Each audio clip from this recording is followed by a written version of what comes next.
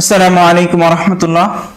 সম্মানিত সুধী, কনভারসেশন অনুষ্ঠানে আপনাদের সবাইকে স্বাগত জানাচ্ছি। আজকে আমাদের অনুষ্ঠানে উপস্থিত হয়েছেন দারুন নাজাহ সিদ্দিকিয়া কামিল মাদ্রাসার সম্মানিত মুহাদ্দিস মাওলানা মোহাম্মদ ইদ্রিস আলী।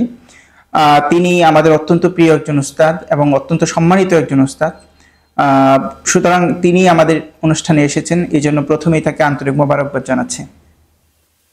আপনাকেও ধন্যবাদ জানাচ্ছি আমাকে এই অনুষ্ঠানে আমন্ত্রণ জানানোর জন্য। সম্মানিত সুধী, আজকে আমরা কথা বলতে চাই মাযহাব নিয়ে। ইসলামের একটি গুরুত্বপূর্ণ বিষয় হচ্ছে মাযহাব। মাযহাবের উপর অটলতা বা দৃঢ়তা পোষণ করার মাধ্যমে আমরা ইসলামকে সুচারুভাবে পালন করতে পারি। সুতরাং মাযহাব সম্পর্কে আমাদের জানা দরকার। এই উপমহাদেশে আমরা অধিকাংশ মানুষই কিন্তু মাযহাবকে অনুসরণ করে থাকি, হানাফি মাযহাবকে অনুসরণ করে থাকি। সেক্ষেত্রে আমরা মাযহাব সম্পর্কে একটা স্পষ্ট ধারণা আজকের এই অনুষ্ঠান থেকে পাবো বলে আশা করছি। প্রথমে আমাদের অতিথির কাছে জানবো যে হুজুর, মাযহাব শব্দের অর্থ কি এবং মাযহাব কাকে বলে? মাযহাব শব্দটা আরবি শব্দ। এই শব্দটি মাজদার হতে পারে, ইসমে জরফের সিগাও হতে পারে। এর অর্থ হচ্ছে চলার পথ, পন্থা, পদ্ধতি ইত্যাদি। এটা তার আবিধানিক অর্থ। পরিভাষায় মাযহাব কাকে বলে? পরিভাষায় মাযহাব হচ্ছে বিশ্ববিখ্যাত মুহাদ্দিস, যুগশ্রেষ্ঠ ফকিহ, তারা কঠোর পরিশ্রম করে কোরআন, হাদিস তথা ইসলামী শরীয়তের জটিল ও কঠিন বিষয়ের যে সমাধান পেশ করেছেন, পেশ করে আমাদের আমলের পথকে সহজ করে দিয়েছেন, সেই পথের নামই হচ্ছে মাযহাব। একটু উদাহরণ দিলে ব্যাপারটি স্পষ্ট হবে। আল্লাহ রাব্বুল আলামিন সূরা বাকারার 228 নম্বর আয়াতে বলেছেন, আউযু বিল্লাহি মিনাশ শাইতানির রাজিম, ওয়াল মুতাল্লাকাতু ইয়াতারাব্বাসনা বিআনফুসিহিন্না সালাসাতা কুরুইন। তালাকপ্রাপ্তা মহিলারা 3 কুরু অপেক্ষা করবে। এখানে কুরু অর্থ কি? আবিধানের দৃষ্টিতে কুরু শব্দের অর্থ হায়েজও আছে, কুরু শব্দের অর্থ তুহুরও আছে। আমাদের মাযহাবের ইমামগণ গবেষণা করে এটা বের করেছেন যে এখানে হায়েজের অর্থ হবে, কুরুর মানে তুহুরের অর্থ হবে না। তো এই যে হায়েজের অর্থ বের করে আমাদের আমলের পথকে সহজ করে দিলেন, এই সহজ পথটার নামই হচ্ছে মাযহাব। অন্য কথায় বলা যায় যে আমাদের দৈনন্দিন জীবনের জটিল এবং কঠিন বিষয়ের ব্যাপারে কোরআন হাদিসের আলোকে নীতিমালা বের করে জগৎ বিখ্যাত মুহাদ্দিস, জগৎ বিখ্যাত ফকিরা যে সমাধান পেশ করে আমাদের আমলের পথকে সোজা করে দিয়েছেন, সেই পথে চলার নামই হচ্ছে মাযহাব। একটি উদাহরণ দিলে আরো ব্যাপারটি আরো স্পষ্ট হবে। আল্লাহ রাব্বুল আলামিন সূরা মায়েদার 90 নম্বর আয়াতের ভিতরে বলছেন, আউযু বিল্লাহি মিনাশ শাইতানির রাজিম, ইয়া আইয়ুহাল্লাযীনা আমানু ইন্নামাল খামরু ওয়াল মাইসিরু ওয়াল আনসাবু ওয়াল আজলামু রিজসুম মিন আমালিশ শাইতান ফাসতানিবুহু লাআল্লাকুম তুফলিহুন। হে ঈমানদারগণ, ইন্নামাল খামরু ওয়াল মাইসিরু, নিশ্চয় মদ, জুয়া, ওয়াল আনসাবু আর মূর্তি, ওয়াল আজলামু আর তীর, ভাগ্য নির্ধারণকারী তীর, রিজসুম মিন আমালিশ শাইতান, এটা হচ্ছে শয়তানের অপবিত্র কাজ। ফাসতানিবুহু, তোমরা এটা থেকে বিরত থাকো, লাআল্লাকুম তুফলিহুন, তাহলে তোমরা সফলকাম হতে পারবে। তো এইখানে এই আয়াতের ভিতরে আল্লাহ রাব্বুল আলামিন মদের কথা বললেন।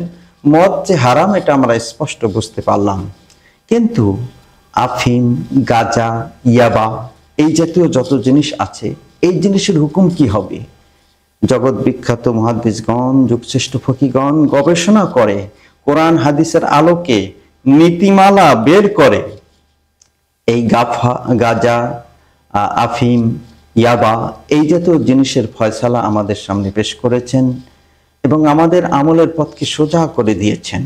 এই যে আমলের পথকে সোজা করে দিলেন, এই পথটার নামই হচ্ছে মাযহাব। তাহলে আমরা সোজা কথায় বুঝতে পারি যে কোরআন হাদিসের যে জটিল বিষয়, যে জটিল বিষয়ের সমাধান, এটার নাম মাযহাব।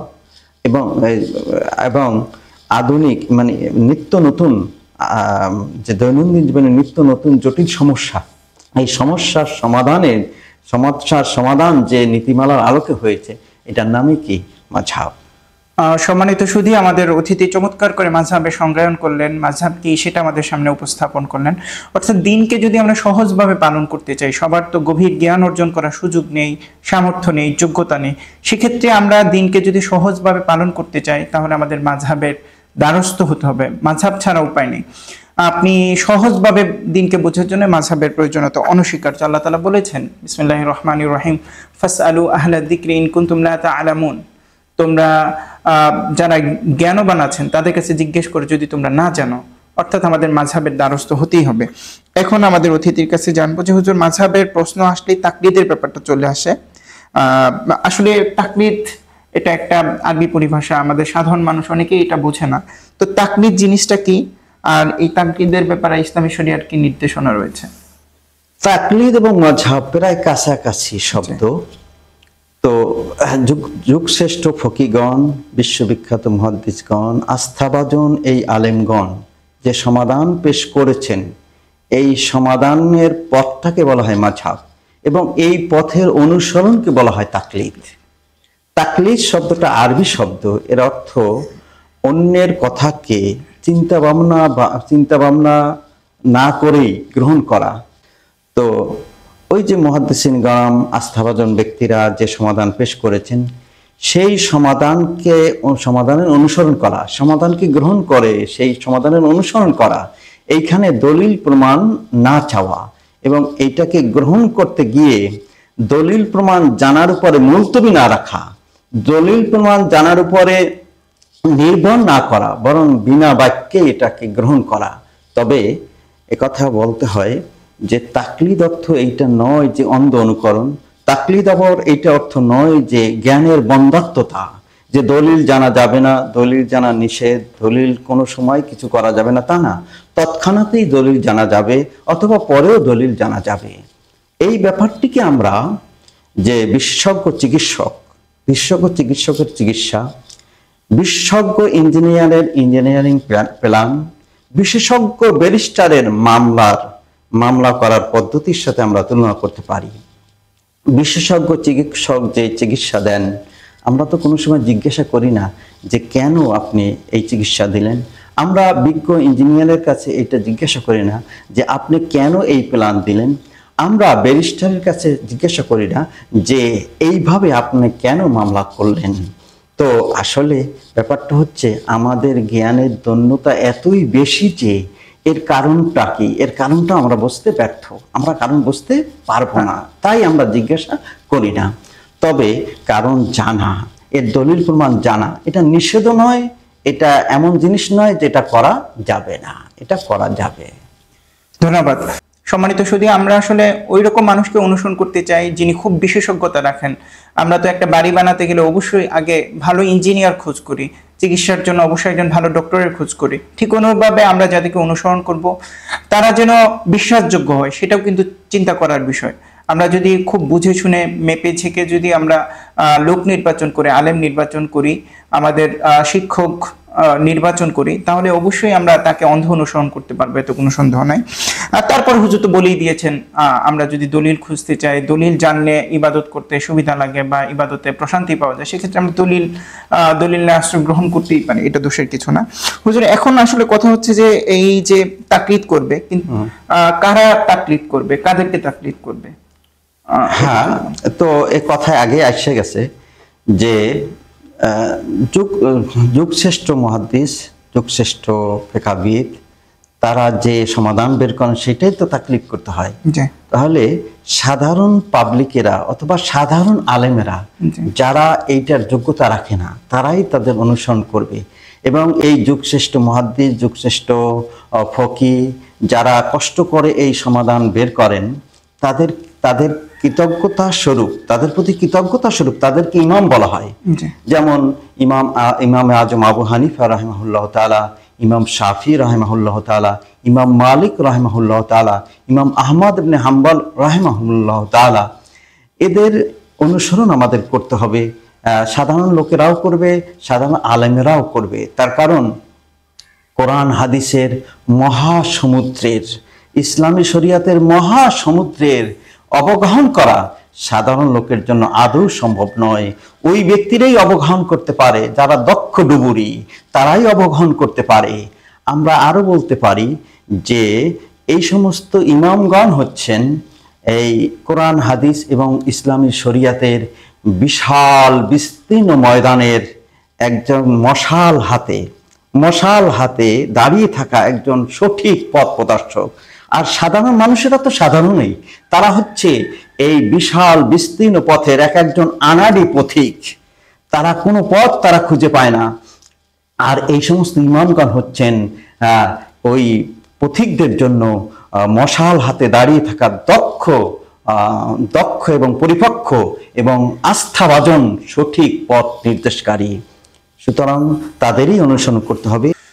সম্মানিত সুধী, আমাদের অতিথি চমৎকার উত্তর দিয়েছেন। আসলে আমরা মাযহাবের ইমাম যারা রয়েছেন তাদের জীবন যদি আমরা ভালো করে জানি, তারা জ্ঞানের জন্য, ইলমের জন্য বা নিজেদের আমলি জিন্দেগি গঠনে কি পরিমাণ শ্রম সাধনা করেছেন সেটা যদি আমরা জানতাম, তাহলে তাদেরকে অনুসরণ করা আমাদের জন্য আরো বেশি সহজতর হয়ে ওঠে।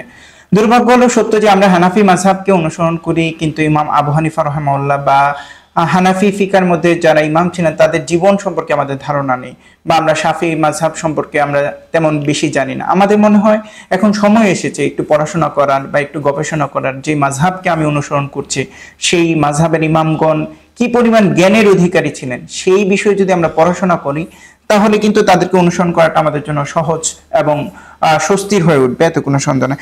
মাযহাব নিয়ে কিন্তু ভিন্ন মতাবলম্বী যারা আছে বা ইসলামের ষড়যন্ত্রকারী যারা রয়েছে তারা বিভিন্ন চিন্তা ভাবনা করে থাকে, বিভিন্ন কুচ্ছা রুটিয়ে থাকে। তারা এটাও বলে থাকে যে রাসূল সাল্লাল্লাহু আলাইহি সাল্লামের যুগে কোন মাযহাব ছিল, বা সাহাবায়ে কেরাম, তাবেঈনে কেরাম তারা কি মাযহাব অনুসরণ করতেন। এইভাবে মাযহাবকে প্রশ্নবিদ্ধ করার জন্য তারা বিভিন্ন প্রশ্ন করে থাকে। আসলে এই প্রশ্নগুলা যদি আসে তাহলে আমাদের জন্য উত্তর কি রয়েছে? ধন্যবাদ আপনাকে এই গুরুত্বপূর্ণ প্রশ্নটি করার জন্য। অনেকে বলে থাকেন যে রসুল কোন মাযহাবের ছিলেন, রসুলের কি কোনো মাযহাব ছিল? রসুল কি হানাফি ছিলেন, না শাফি ছিলেন, না মালিকি ছিলেন, না হাম্বলি ছিলেন? আসলে আমরা কিন্তু রসুলকে চিনতে ভুল করছি, রসুলের মর্যাদা দিতে আমরা ভুল করছি। রসুল হচ্ছেন সারে, তিনি কেন মাযহাব মানবেন? তিনি তো মযহাবের অনুমোদন দিবেন, মযহাব তিনি পালন করবেন না, বরং মযহাবের তিনি কি দেবেন? অনুমোদন দিবেন। আমরা যদি ছোট্ট একটি দৃষ্টান্ত আমি উপস্থাপন করতে চাই হাদিস থেকেই, যেমন বুখারী শরীফের হাদিসের ভিতরে এসেছে, রাসূল আকরাম সাল্লাল্লাহু আলাইহি ওয়াসাল্লাম বলছেন যে লা ইউসাল্লিয়ান্না আহাদুল আসরা ইল্লা ফি বনি কুরাইজা। রাসূল আকরাম সাল্লাল্লাহু আলাইহি ওয়াসাল্লাম বনি কুরাইজার দিনে সাহাবায়ে কেরামদেরকে লক্ষ্য করে বললেন যে তোমরা বনি কুরাইজা না গিয়ে তোমরা কেউ আসরের নামাজ পড়বে না। তো সাহাবায়ে কেরাম চলছেন দ্রুত গতিতে চলছেন, কিন্তু চলতে চলতে এত দ্রুত গতি চলার পরেও দেখা যাচ্ছে যে তারা বনি কুরাইজায় পৌঁছতে পারেন নাই, আসরের নামাজ চলে যাচ্ছে। কতিপয় সাহাবায়ে কেরাম মনে করলেন যে রসুল আমাদেরকে দ্রুত গতিতে যাওয়ার জন্য এই কথা বলছেন, যে আমাদেরকে নামাজ শেষ করে নামাজের রক্ত হলে নামাজ পড়া যাবে না এই কথা, বা নামাজের রক্ত চলে গেলে নামাজ পড়া যাবে না এই কথা রসুলের উদ্দেশ্য নয়, বরং রসুলের উদ্দেশ্য ছিল আমাদেরকে তাড়াতাড়ি যাওয়া। এই জন্য কতিপয় সাহাবায়ে কেরাম তারা প্রতিমন্ত নামাজ পড়ে নিলেন। আর কতিপয় না, রসুল বলছেন যেহেতু ওইখানে বনি কুরাইজায় গিয়ে নামাজ পড়তে হবে, সুতরাং তারা বনি কুরাইজায় গিয়ে কাজা নামাজ পড়লেন, কিন্তু তারা সঠিক সময় নামাজ আদায় করতে পারলেন না। তো রসুলের দরবারে যখন এই দুই দলের দুইটা মযহাব, এখানে সাহাবায়ে কেরামের ভিতরে কয়টা দল হয়ে গেল? দুইটা দল হয়ে গেল, দুটি মযহাব হয়ে গেল। তো সাহাবায়ে কেরাম যখন রসুলের দরবারে এটা পেশ করলেন, তখন রসুল বলেন উভয় দল তোমরা ঠিক আছো, তোমার কোনো সমস্যা নেই। তাহলে রসুল এই মযহাবের কি দিলেন?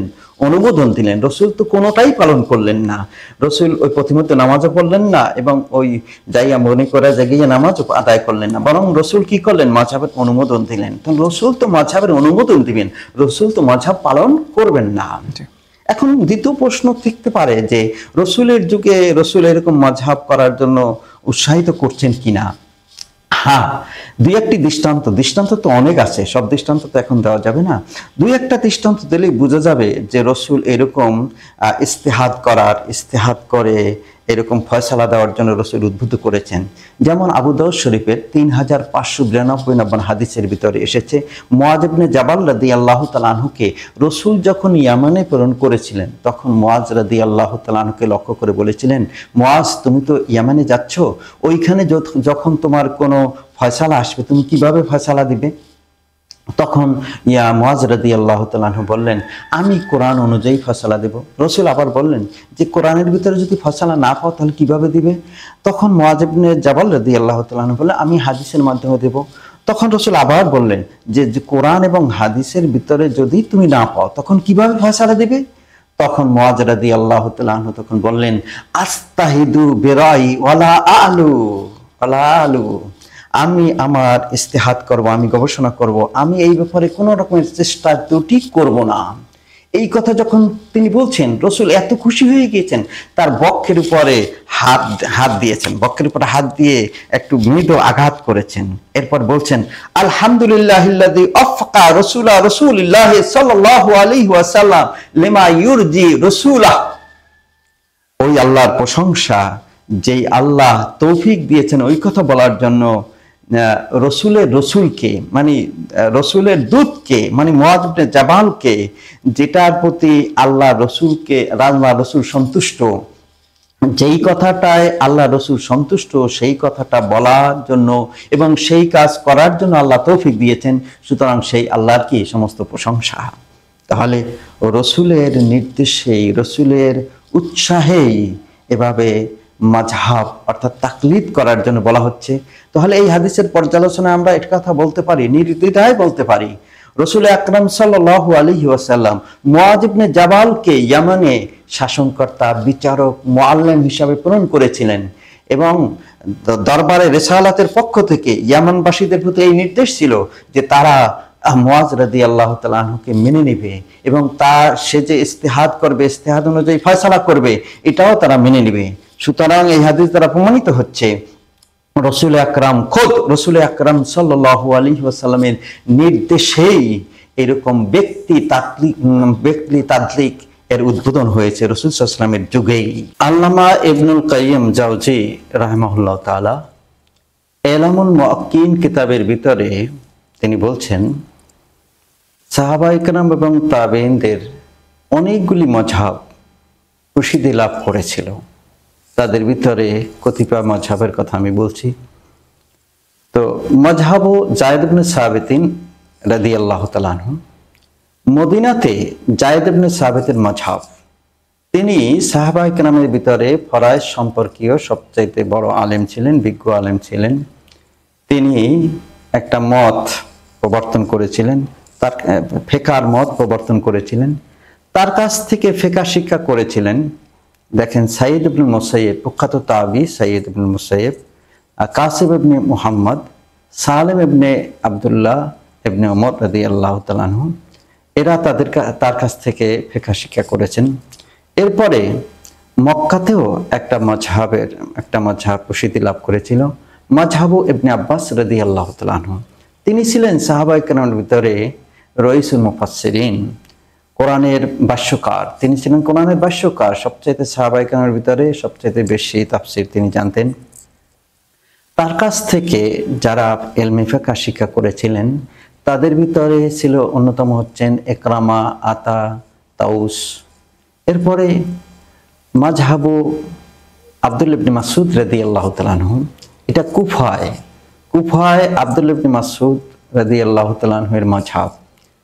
তিনি সাহাবায়ে কেরামের ভিতরে সবচাইতে রাসূল পাক সাল্লাল্লাহু আলাইহি ওয়াসাল্লামের সাথে স্নেহধন্য ছিলেন, সোহবত প্রাপ্ত ছিলেন, সবচাইতে বড় ফকিহ ছিলেন। এই জন্য তাকে বলা হয় রইসুল ফুকাহা। তো তার কাছ থেকে যারা তারা ফিকহ শিক্ষা করেছিলেন তাদের ভিতরে অন্যতম হচ্ছেন আলকামা ইবনুল কায়েস, মাসতুক ইবনুল আজদা, আমর ইবনে শুরাহবিল এরা। আবার এদের কাছ থেকে মানসুর ইবনুল মুতামির, ইব্রাহিম নাখি ফিকহ শিক্ষা করেছেন।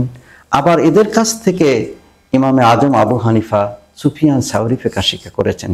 এইভাবে অনেক জায়গায় এভাবে ফিকহ মাযহাব এটা প্রসিদ্ধি লাভ করেছে। তাবিদের অনেক মাযহাবের কথা ইমাম সুয়ুতি রাহিমাহুল্লাহ তাআলা আল হাবি লিল ফাতাওয়ি বা লিল ফাতাওয়া এই কিতাবের ভিতরে তিনি তাবিদের 10টি মাযহাবের কথা তিনি উল্লেখ করেছেন। আবার কেউ কেউ এর চাইতে আরো বেশি মাযহাবের কথা উল্লেখ করেছেন। এভাবে আমরা সাহাবী এবং তাবিদের যুগে এই মাযহাবের অস্তিত্ব আমরা খুঁজে পাই। পরবর্তী পর্যায়ে অবশ্য এত মাযহাব থাকেনি, সব মাযহাব 4টি মাযহাবের ভিতরে ইনক্লুড হয়ে গেছে।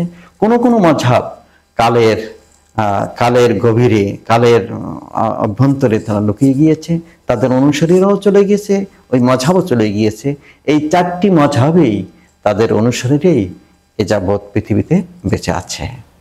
সম্মানিত সুধী, আমাদের অতিথি আরো একটি চমৎকার প্রশ্নের চমৎকার উত্তর প্রদান করেছেন। আসলে অবান্তর প্রশ্ন করা সহজ বা না বুঝে প্রশ্ন করা সহজ, কিন্তু প্রশ্ন করার আগে আমাদের ভাবতে হবে আমি যে প্রশ্নটা করলাম এই প্রশ্নটা আদৌ প্রশ্ন হয়েছে কিনা। মাযহাবের ব্যাপারে যখন আমি প্রশ্ন করতে যাব তখন আমাকে অনেক চিন্তা ফিকির করতে হবে। এই মাযহাবকে যারা সৃষ্টি করেছেন উম্মার বৃহৎ স্বার্থে, তারা অনেক বেশি জ্ঞানবান ছিলেন। তারা উম্মার বৃহৎ ঐক্যকে চিন্তা করেছেন, উম্মা কিভাবে সহজ ভাবে ইসলাম পালন করতে পারে সেটা চিন্তা করেছেন। সেক্ষেত্রে আমাদের কখনোই উচিত হবে না অবান্তর প্রশ্ন জুড়ে দিয়ে মাযহাবকে প্রশ্নবিদ্ধ করার চেষ্টা করা। আমরা গভীরভাবে ভাবতে চেষ্টা করব যে আসলে মাযহাবের উপকারের দিকগুলো নিয়ে আমরা চিন্তা করতে চেষ্টা করব। এখন আমার অতিথির কাছে জানতে চাইবো যে মাযহাব রাসূল সাল্লাল্লাহু আলাইহি সাল্লামের যুগে অনেক সাহাবা কেরাম তারা মাযহাব প্রণয়ন করেছেন, তাদের একটা নির্দিষ্ট মতবাদ ছিল, মত ছিল। এর পরবর্তীতে তাবিনে কিরাম, তাদের মধ্যে আমরা দেখেছি তারা বিভিন্ন মত পোষণ করতেন। পরবর্তীতে অনেকগুলা মতের মধ্যে 4টা মত, অর্থাৎ 4 জন ইমামের মতকেই এখন পুরো পৃথিবীবাসী অনুসরণ করছে। এখন অনেকে প্রশ্ন করে যে মাযহাব 4টা, এই 4টাই কেন মাযহাব? অথবা আরেকটা প্রশ্ন হতে পারে যে আমি এই 4টা মাযহাবের মধ্যে তো 4টা মানতে পারি, কিন্তু আমি একটা মানছি কেন? এই প্রশ্নগুলোর যদি উত্তর দেন। ধন্যবাদ আপনাকে এই গুরুত্বপূর্ণ প্রশ্নটি করার জন্য। এই প্রশ্ন সকলেই করে থাকে, মানে যাদের জ্ঞানের ধন্যতা আছে তারা এই প্রশ্ন করে থাকে যে মাযহাব 4টে আছে, আমরা 4টাই পালন করব, সুবিধা অনুযায়ী আমি পালন করব, একটাই মানতে হবে, এটা কেন?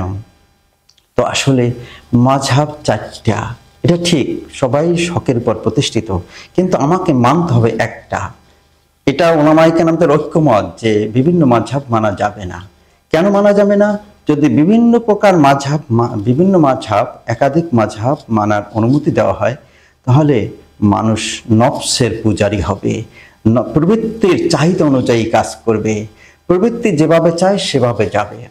আসলে তখন তার হালাল হারাম, বৈধ অবৈধ নির্ধারণের চাবিকাঠি তার হাতে এসে যাবে। সে নিজেই হালাল করবে, নিজেই হারাম করবে। আসলে এই ব্যাপারটি বুঝতে আমাদের একটু সমস্যা হতে পারে। এই জন্য আমি দু একটা উদাহরণ দিই।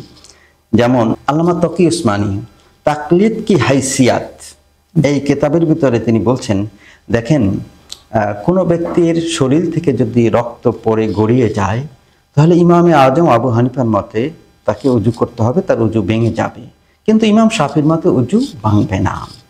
আবার ইমাম শাফির মতে স্ত্রীকে, নিজ স্ত্রীকে যদি কেউ স্পর্শ করে, নিজ স্ত্রীকেও যদি স্পর্শ করে, তাহলে তার উজু ভেঙে যাবে, তাকে উজু করতে হবে। কিন্তু হানাফি মতে স্ত্রীকে স্পর্শ করলে উজু যাবে না, তার উজু করতে হবে না, উজু ভেঙে যাবে না।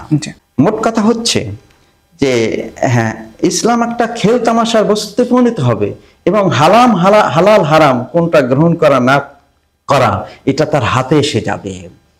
এ পর্যায়ে আমরা আরো একটু দৃষ্টান্ত দিতে পারি। আল্লামা ইবনে তাইমিয়া আল ফাতুয়াল কুবরার ভিতরে যে কথা বলেছেন সে কথা আমরা টেনে আনতে পারি। আল্লামা ইবনে তাইমিয়া বলছেন যে কোনো প্রতিবেশী হওয়ার সুবাদে তার এখন সোফা দরকার। সোফা, ইসলামের একটি বিধান হচ্ছে সোফা, এই সোফা দরকার। এই জন্য সে সোফা পাবে, সোফা পাওয়ার আশায় এই জন্য সে ইমাম আবু হানিফার মতাবলম্বী হইয়া, ইমাম আবু হানিফার অনুসারী হয়ে বলল যে সোফা একটি শরীয়ত সম্মত বিধান। আবার যখনই সোফাটা তার প্রতিকূলে চলে গেল, মানে তার সোফাটা সে অন্য মানুষের পেয়ে যায়, সে পেয়ে যায় না, মানে সে অন্যভাবে ব্যবস্থা করবে, সোফাটা যখন তার প্রতিকূলে হয়ে যায়, তখন সে ইমাম আজম আবু হানিফাকে ছেড়ে ইমাম শাফিকে গ্রহণ করে এই কথা সুর পাল্টে এই কথা বলবে যে সোফা কোনো শরিয়ত সম্মত নয়। যেহেতু সোফা হানাফি মতে সোফা শরিয়ত সম্মত আর শাফি মতে সোফা শরিয়ত সম্মত নয়, সুতরাং প্রবৃত্তি পূজারী কোনো ব্যক্তি, সুযোগ সন্ধানী কোনো ব্যক্তি মানে স্থান কাল পাত্র অনুযায়ী সুযোগ অনুযায়ী সে কি করবে, একটাকে গ্রহণ করবে, একটাকে সে ছেড়ে দিবে, একটাকে গ্রহণ করবে, একটাকে ছেড়ে দিবে। এটা হালাল হারাম নির্ধারণের চাবিকাঠি তার হাতে এসে যাবে। সুতরাং ওলামায়ে কেরামের ঐক্যমতে যে মাযহাব একটিই মানতে হবে, বিভিন্ন মাযহাব মানলে মানুষ নফসের গোলামিতে পরিণত হবে, নফসের গোলামে পরিণত হয়ে যাবে, হালাল হারাম নির্ধারণের চাবিকাঠি তার হাতে এসে যাবে, সেজন্য এটা জায়েজ হবে না। সম্মানিত সুধী, আমরা আমাদের অতিথির আলোচনা থেকে স্পষ্টতই বুঝতে পারলাম যে আমাকে চারটা মাযহাবের একটিকেই মানতে হবে, এর বিকল্প কোনো সুযোগ নেই, এবং সেটা আমাদের স্বার্থেই। আমরা যদি ইসলামকে সুন্দরভাবে পালন করতে চাই, সহজভাবে পালন করতে চাই, তাহলে একটি মাযহাবের মধ্যে আমাদের সীমাবদ্ধ থাকতে হবে।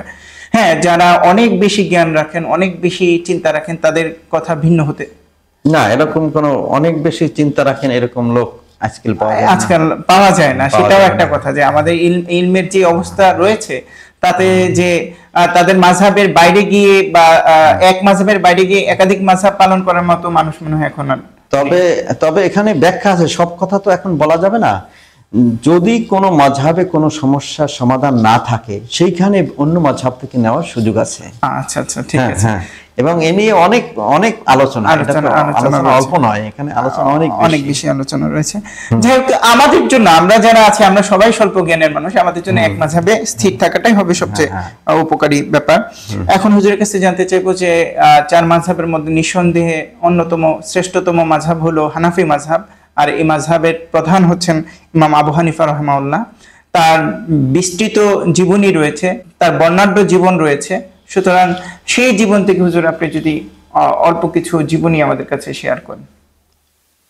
তো অল্প কিছু বললে এখানে যে কথা, যে আপত্তিটা তার উপরে আসে যে তিনি হাদিস জানতেন না, তার এলেম ছিল না, এই কথাই কিন্তু অনেক কথা আসে।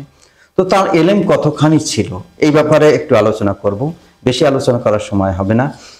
তো ইবনে হাজার আসকালানী তাহজিবুত তাহজিব এই কিতাবের ভিতরে মক্কি ইবনে ইব্রাহিম, যিনি হচ্ছেন ইমাম বুখারীর উস্তাদ, এবং শুধু উস্তাদই নয়, তিনি একজন শ্রেষ্ঠ উস্তাদ। ইমাম বুখারী শরীফের ভিতরে যে সমস্ত সালাসিয়াত বর্ণিত আছে, সেই সমস্ত সালাসিয়াত মানে তিনটি মাধ্যম, রাসূল আকরাম সাল্লাল্লাহু আলাইহি ওয়াসাল্লাম এবং রাবীর মাঝে মাত্র মাধ্যম কয়জন? তিনজন। এই সুলাসিয়াত, হাদিসের সুলাসিয়াত যেটা আছে, সেই সুলাসিয়াত হাদিসের অধিকাংশ হাদিস বর্ণিত হচ্ছে মক্কি ইবনে ইব্রাহিম থেকে। সেই মক্কি ইবনে ইব্রাহিমের জমানায় ছিল ইমামে আজম আবু হানিফা রাহিমাহুল্লাহ তাআলা। তিনি বলছেন, কানা আলামু আহলে জামানিহি, কানা আলামা আহলে জামানিহি। ইমামে আজম আবু হানিফা ছিলেন ওই জমানার ভিতরে সবচাইতে বড় আলেম। আলামা শব্দ ইসমে তাফজিল শিখা, সবচাইতে বড় আলেম ছিলেন ইমামে আজম আবু হানিফা রাহিমাহুল্লাহ তাআলা। এখন আলেম ছিলেন, আলেম বলতে কিন্তু ফিকহের আলেম না হাদিসের আলেম। এখন এই ব্যাপারেও কিন্তু সমস্যার সমাধান দেওয়া হয়েছে, এই ব্যাপারটাও খোলাসা করা হয়েছে। জাফর আহমদ উসমানী, যিনি এলাউ সুনান কিতাব লিখেছেন, তার ভূমিকার ভিতরে কওয়াইদু ফি উলুমিল হাদিস এর ভিতরে তিনি স্পষ্টই বলছেন, ওই জমানায় এলেম বলতে কোরআন হাদিসের এলেমকেই বলা হতো। যেমন তিনি তার ভাষ্য এভাবে এসেছে, তার ভাষ্যটা এভাবে এসেছে, লা ইয়াকফা আন্না ইলমা ফি জালিকা জামানে লাম ইয়াকুন ইল্লা ইলমাল কোরআন ওয়াল হাদিসে ফা আলামুন নাসি হিনাইতেন মান কানা আলামাহুম বিল কোরআন ওয়াল হাদিসে। তিনি স্পষ্টই বলছেন যে ওই জমানায় এলেম বলতে কোরআন হাদিসের এলেমকেই বোঝাতো। সুতরাং আলামুন নাস বলতে কাকে বোঝানো হবে? কোরআন হাদিসে যে বেশি জাননেওয়ালা, সবচেয়ে বেশি জানা হয় তাকেই বলা হচ্ছে আলামুন নাস বা আলামুহুম ইলমান, এভাবে বলা হয়েছে।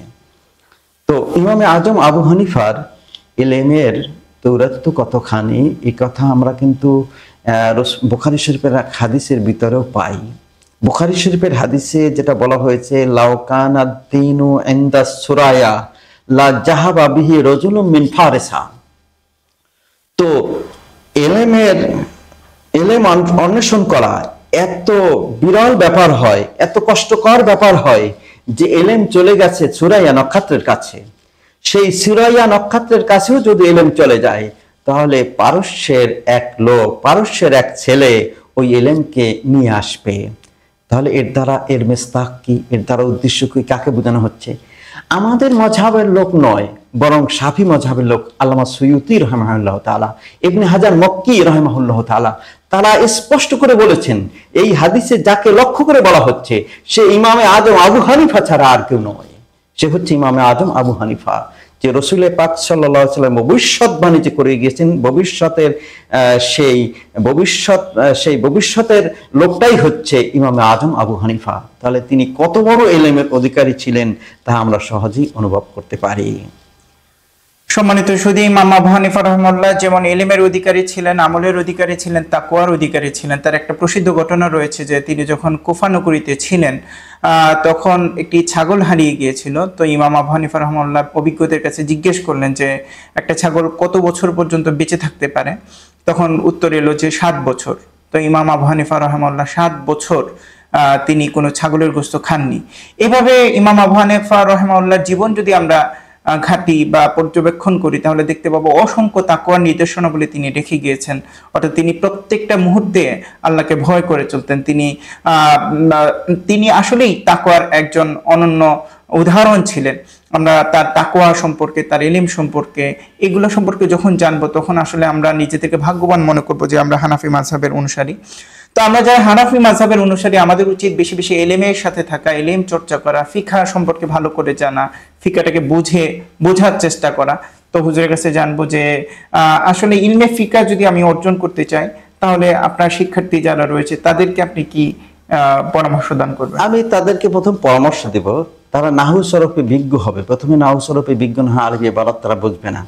তো নাহু সরফে বিজ্ঞ হয়ে তারা ওই যে ইমামে আজম আবু হানিফা এবং হানাফি মযহাবে ইমামগণ যেই সমস্ত উসুল, অর্থাৎ উসুলের আলোকে, বিভিন্ন নীতিমালার আলোকে যে বিভিন্ন মাসালার সমাধান দিয়েছেন, এই উসুলগুলি তাদের পড়তে হবে। এবং সেই ফিকহ, যেমন ইমাম মুহাম্মদ রাহিমাহুল্লাহ তাআলা যে 6খানা প্রসিদ্ধ বই লিখেছেন সেইগুলি পড়া, উসুলে হাদিস এগুলি পড়া এবং ফিকহ শাস্ত্র ভালো করে অধ্যয়ন করা। এইভাবে যদি অধ্যয়ন করতে পারে তাহলে হানাফি মযহাব মানতে হবে, কেন মানতে হবে এটাও তারা বুঝতে পারবে এবং হানাফি মযহাব সম্পর্কে তাদের একটা স্পষ্ট ধারণা হবে। এবং কোরআন হাদিসের যে জটিল বিষয়ের যে সমাধান আমাদের ইমামগণ দিয়েছেন সেইগুলিও তাদের জানতে হবে। এইগুলি যদি তারা জানে তখনই তারা কিন্তু অনেক বড় আলেম হবে এবং হানাফি মযহাবের পাক্কা অনুসারী হয়ে দ্বীনের উপর চলতে তারা সক্ষম হবে। ধন্যবাদ। সম্মানিত সুধী, আসলে আমাদের আরবি ভাষাটা ভালো করে জানতে হবে। আসলে হানাফি ফিকা বলি বা অন্যান্য ফিকা বলি, সব ফিকা কিন্তু আরবি ভাষাতেই রয়েছে। সুতরাং আমাদের আরবি ভাষায় অভিজ্ঞ হতে হবে এবং সেজন্য প্রাইমারি যে নলেজটা, অর্থাৎ নাহু সরফে ভালো হওয়া, শব্দ ভান্ডার অর্জন করা, এগুলো কিন্তু ছোট বয়সের কাজ। আমরা যারা ছোট শিক্ষার্থী রয়েছি তাদের কাজ হচ্ছে নাহু সরফে দক্ষ হওয়া। যদি আমরা ভবিষ্যতে দক্ষ আলেম হতে চাই, দক্ষ ফকি হতে চাই, এই চিন্তাটা যদি আমাদের মাথার মধ্যে থাকে, এবং কিছু মানুষকে তো দক্ষ ফকি হওয়ার অবশ্যই দরকার রয়েছে। সুতরাং আমরা নাহু সরফের গুরুত্ব দিতে চাই, আমরা স্বপ্নকে বড় রাখতে চাই, আমরা একজন ফকি হয়ে দেশের অগণিত মানুষের খেদমত করব, এই মানসিকতা আমাদের ভিতর থাকা অনিবার্য জরুরি। আমরা অনুষ্ঠানের শেষ দিকে চলে এসেছি। আমরা অনুষ্ঠানের শেষ দিকে এসে আমাদের অতিথির কাছ থেকে জানতে চাই আমাদের দারুন নাজাত সিদ্দিকিয়া কামিল মাদ্রাসার মুহতারাম প্রিন্সিপাল হুজুর সম্পর্কে। প্রিন্সিপাল হুজুরের সাথে অতিথির কি ধরনের সম্পর্ক সেটা আমরা জানতে চাই। আমরা জানবো যে প্রিন্সিপাল হুজুরকে মাশাআল্লাহ অনেকদিন দেখেছেন, একসাথে চলেছেন, হুজুরও আপনার কথা আমাদের সাথে শেয়ার করেছেন। যদি দর্শকদের সাথে একটু হুজুরের সাথে আপনার কিছু স্মৃতি শেয়ার করতেন। আসলে কি মানুষের অনেকগুলি দোষ গুণ থাকতে পারে, কিন্তু আমি প্রিন্সিপাল হুজুরের ভিতরে এমন কতিপয় অবিস্মরণীয় গুণ দেখতে পাই যেই গুণগুলি সবসময় আমার স্মৃতিতে ভাসে। তার ভিতরে প্রথম পর্যায়ে আমি বলবো যে হুজুরের কর্তব্য পরায়ণতা এবং মাদ্রাসার প্রতি তার দরদ, মাদ্রাসাকে প্রাধান্য দেওয়া। হুজুরের হাঁটতে, চলতে, শয়নে, স্বপনে সবসময় কিন্তু মাদ্রাসা নিয়ে উনি ফিকির করেন, মাদ্রাসার কীভাবে উন্নতি হবে, মাদ্রাসার কোনো ক্ষতি হবে কিনা, এইভাবে কিন্তু সবসময় হুজুর থাকেন। দ্বিতীয় পর্যায়ে দেখি যে হুজুর এত বড় বিশাল এক মাদ্রাসা এবং বাংলাদেশের একটি শ্রেষ্ঠ প্রতিষ্ঠানের অধ্যক্ষ, কিন্তু তারপরও তার ইবাদত বন্দেগী, এই ইবাদত বন্দেগী, তার ইবাদত বন্দেগীর এই স্মৃতি আমার সবসময় চোখের সামনে ভাসে যে এত বড় প্রতিষ্ঠানের প্রধান হয়েও তিনি যেভাবে ইবাদত বন্দেগী করছেন, এটা কিন্তু আমার সবসময় স্মৃতিতে ভাসতে থাকে। তারপরে আমি বলবো সবচাইতে যেটা মানে আমার স্মৃতিতে বেশি বাসে সেটা হচ্ছে হুজুরের চোখের পানি। আমরা দেখি যে বিভিন্ন মোনাজাতে হুজুর যেভাবে কাঁদেন, আমার মনে হয় হুজুর এই আল্লাহর দরবারে ক্রন্দন করেই সবকিছু কবুল করান এবং সবগুলো মাকবুলিয়াত এইভাবেই তিনি অর্জন করেন। রাতের গভীরে কি করেন সেটা আমাদের জানা নাই, কিন্তু বাহ্যিকভাবে অন্য সময় মোনাজাতের ভিতরে তিনি যা করেন সেটা আমাদেরকে অভিভূত করে এবং সেই স্মৃতি আমাদের মনে সবসময় জাগরুক থাকে। সম্মানিত সুধী, আমাদের অতিথি প্রিন্সিপাল হুজুরের চোখের পানির কথা বলেছেন। দারুন নাজাতে একটা কথা খুব প্রসিদ্ধ আছে যে বহু চোখের পানিতে গড়ে উঠেছে দারুন নাজাত।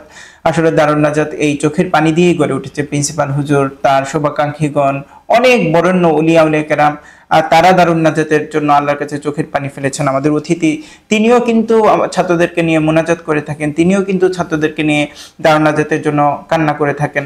সুতরাং সবকিছুর মূলে কিন্তু কান্না এবং নিখাত কান্না, আল্লাহর কাছে মনের আর্জি তুলে ধরা।